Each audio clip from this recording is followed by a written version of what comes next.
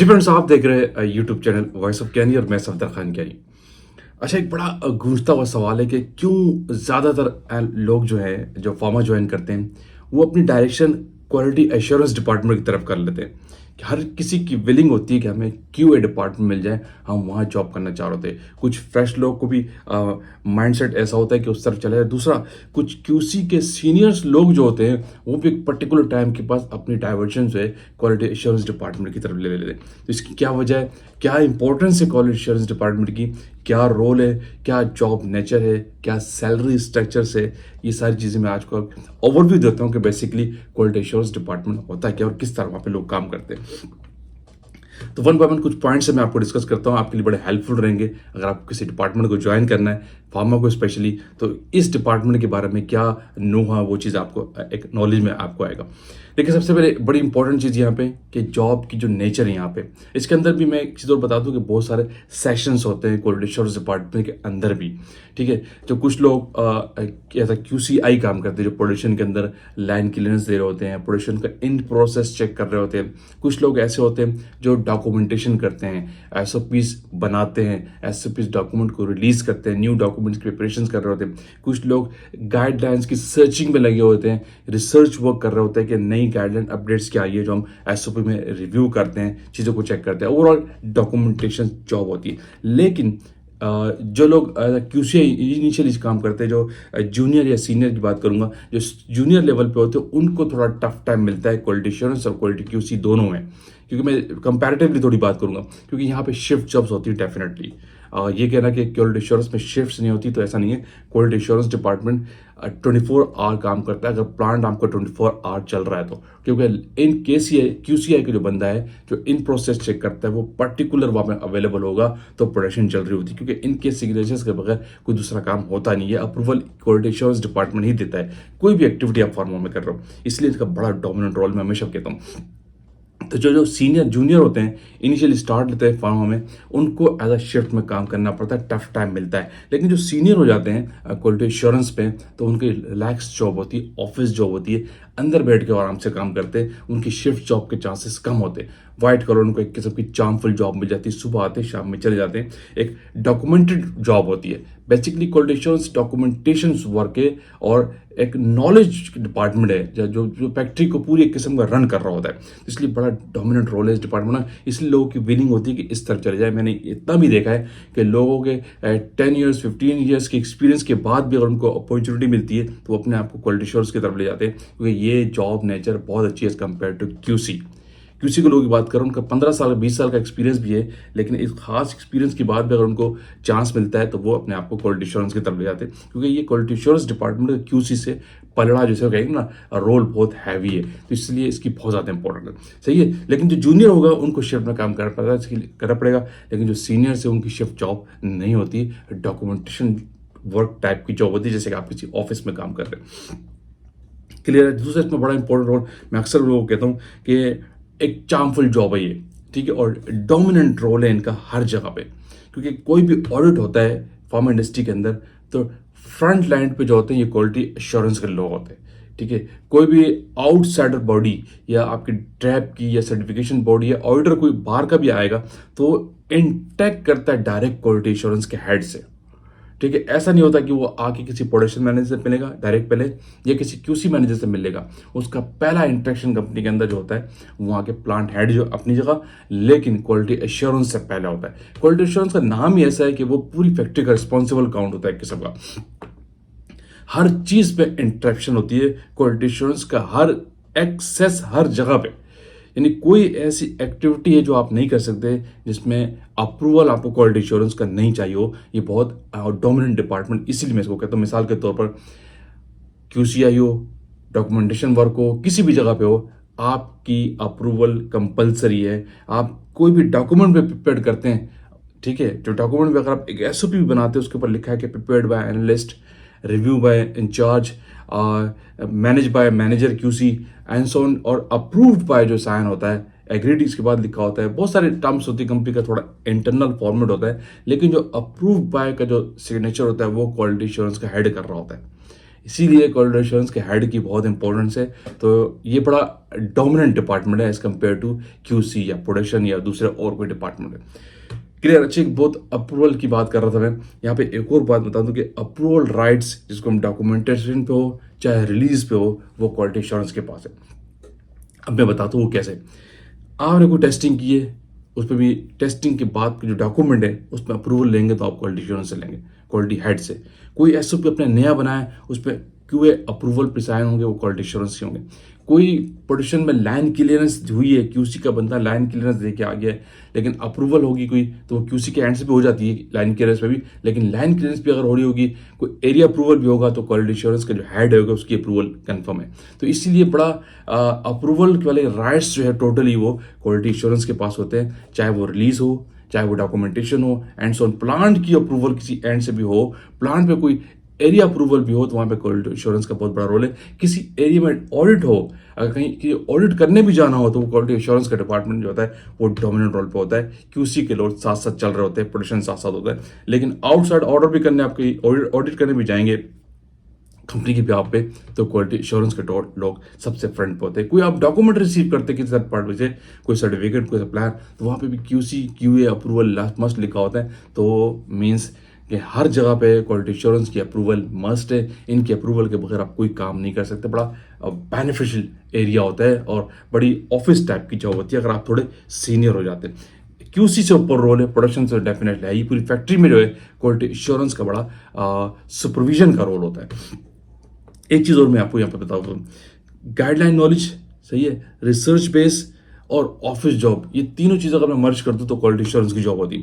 क्योंकि नई नई इंप्लीमेंटेशन जो आप कर रहे होते हैं, नई गाइडलाइंस आप सर्च कर रहे होते हो, क्वालिटी एश्योरेंस के लोग देखते हैं। ठीक है, जो QCI के अलावा जो ऑफिस वर्क कर रहे होते हैं, एसओपी में रिव्यू कर रहे होते हैं, एसओपी में चेंज करना चाह रहे होते हैं, तो नई गाइडलाइंस को इंप्लीमेंटेशन जो करनी होती है वो थ्रू क्वालिटी एश्योरेंस डिपार्टमेंट होती है। ये लोग नई गाइडलाइंस को भी सर्च कर रहे होते हैं कि क्या इंप्लीमेंट हो गया है। फॉर एग्जाम्पल, जैसे मैं एक एग्जाम्पल कोट करूंगा, जैसे कि आप स्टेबिलिटी स्टडी करते हैं, उनके जो इंटरवल्स होते हैं, आपको पता है ना कि 0 मंथ पे होती है, 3 मंथ पे होती है, 6 मंथ पे होती है, 9, 12, 18, 24, लेकिन इनमें अमेंडमेंट हो चुकी है, अब ये इंटरवल नहीं रहे। सही है, अब गाइडलाइन इसकी चेंज हो चुकी है। इस गाइडलाइंस के वजह से मैं एग्जैक्ट वो आपको रेफरेंस अभी नहीं बता रहा, एक चैप्टर है जिसमें डिफाइन है कि आपकी अगर प्रोडक्ट पर्टिकुलर स्टेबलाइज्ड है, बहुत कलेक्टिव डेटा आपके पास है, तो आप इनके इंटरवल चेंज कर सकते हैं। और ये मैं खुद करता रहा हूँ। फिर आपके इंटरवल चेंज होते हैं, फिर आप 9 मंथ और 12 मंथ को स्किप कर देते कुछ, और सिर्फ 3 पे आप कर रहे होते। यानी आप 0 पे करते, 6 पे करते, 12 पे करते, 18 और 9 स्किप हो जाता है, फिर आप डायरेक्ट 24 पे करते हैं अगर 2 साल की शेल्फ लाइफ है तो।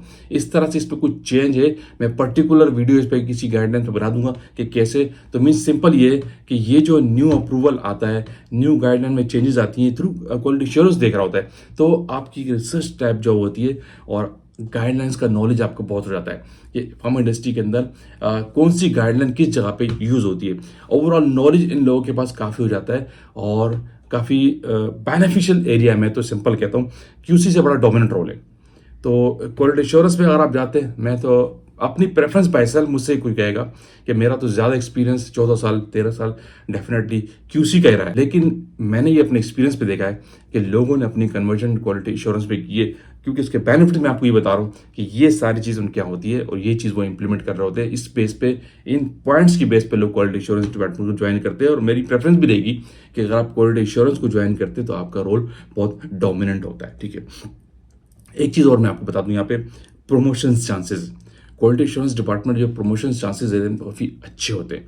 यही क्वालिटी एश्योरेंस के लोग होते हैं जो फैक्ट्री की लीडिंग पोजीशन पे आ जाते हैं, कॉर्पोरेट में भी चले जाते हैं। यही लोग आप फैक्ट्री के प्लांट हेड की हैसियत से भी काम करना शुरू करते हैं, फैक्ट्री के अंदर डोमिनेंट रोल पे आते हैं। फैक्ट्री के अंदर जो कहते हैं ना जिसको कि साइट मैनेजर जो होता है, जो फैक्ट्री के ऑफिशियल डॉक्यूमेंट में साइन करता है, हेड के, कोई फैक्ट्री में अगर नहीं होगा तो उस पे भी आप क्वालिटी एश्योरेंस के लोगों के साइन देखेंगे अगर कोई दूसरा नहीं है, कोई क्यूसी या कोई प्रोडक्शन नहीं कर रहा होगा, हेड ऑफ द क्यूए जो होता है वो साइन कर रहा होता है। तो प्रमोशन के चांसेस के अच्छे होते हैं, सैलरी भी इनकी अच्छी होती है, इनकी चांस बढ़ जाते हैं। और क्योंकि यही लोग फिर आगे जाके वैलिडेशन में चल के हेड भी देख लेते हैं, क्योंकि validation department sometimes quality assurance के अंडर आ रहा होता है।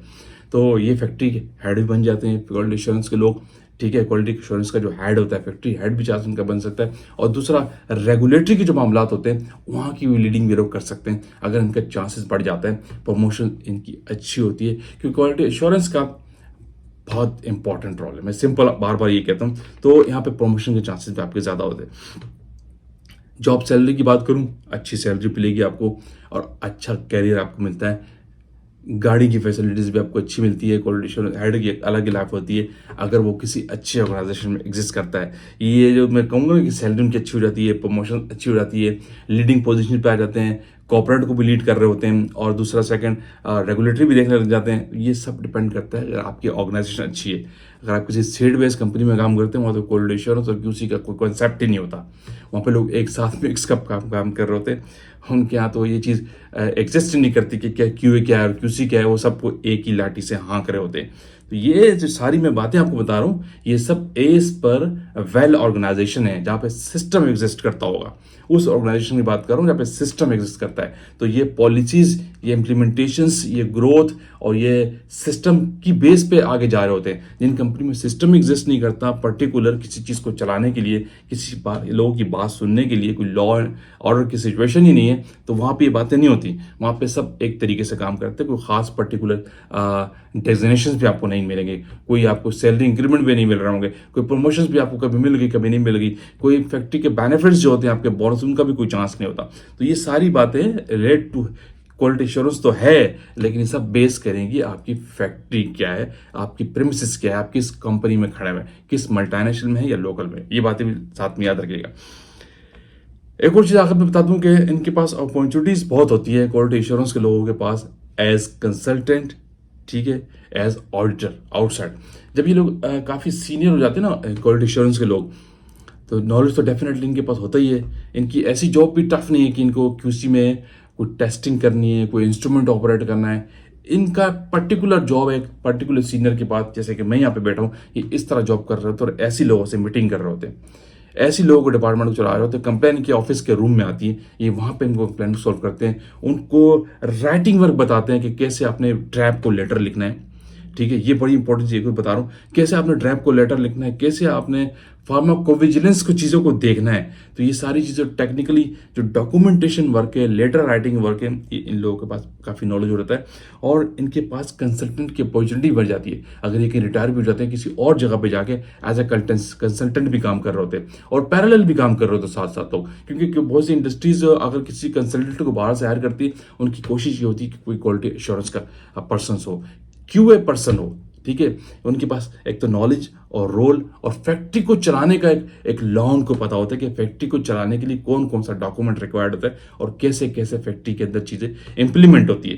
क्वालिटी एश्योरेंस के लोग, क्वालिटी एश्योरेंस का हेड इस चीज़ को बहुत अच्छे तरीके से जानता है as compare to other department. ये प्रोडक्शन का मैनेजर होगा या क्यूसी का मैनेजर होगा, वो फैक्ट्री को इम्प्लीमेंट के हवाले से क्वालिटी एश्योरेंस से ज़्यादा नहीं जानता होगा। क्वालिटी एश्योरेंस के लोग जो होता है, क्वालिटी एश्योरेंस का हेड जो होता है, क्योंकि उसका काम सिर्फ डॉक्यूमेंट को पढ़ना, रिव्यू करना है, उसके पास नॉलेज बहुत होता है कि कैसे मुझे इन चीज़ों को करना है। क्योंकि एक क्यूसी का जो मैनेजर होगा वो एक एसओपी बना के टेस्टिंग में लग जाएगा, वैलिडेशन की चीज़ें देखेगा, इंस्ट्रूमेंट की क्यूसी की हद तक वो अब बाउंड होता है।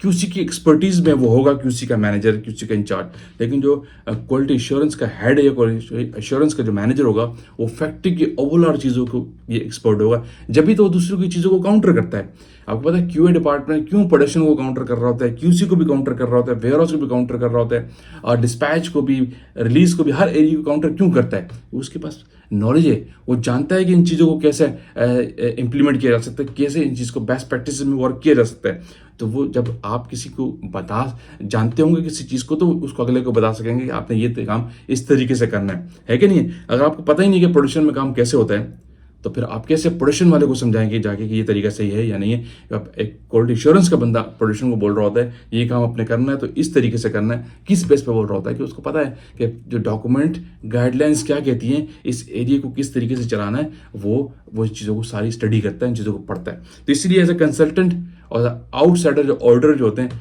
आफ्टर रिटायरमेंट भी और पैरेलल भी, ऑफ डेज में भी ये लोग काम कर रहे होते हैं। काफ़ी अपॉर्चुनिटी होती है उनके लिए इस चीज़ की, क्योंकि बहुत सी जो कंपनीज होती है वो क्वालिटी एश्योरेंस हेड को ज़्यादा प्रेफरेंस देती है।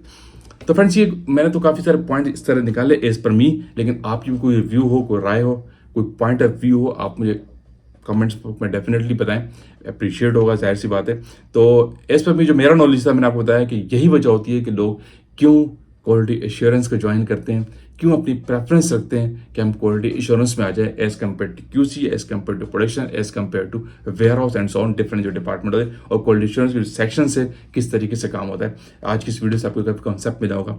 तो वीडियो का एंड करता है कि वीडियो आपने लाइक किए तो शेयर कीजिए, कमेंट्स कीजिए। अगेन कहूँगा जो लोग चैनल पर न्यू है वो तो लाजमी सब्सक्राइब कीजिए ताकि ऐसी टेक्निकल वीडियोज आप तक पहुँचती रहे। Thank you for watching. अल्लाह हाफिज़।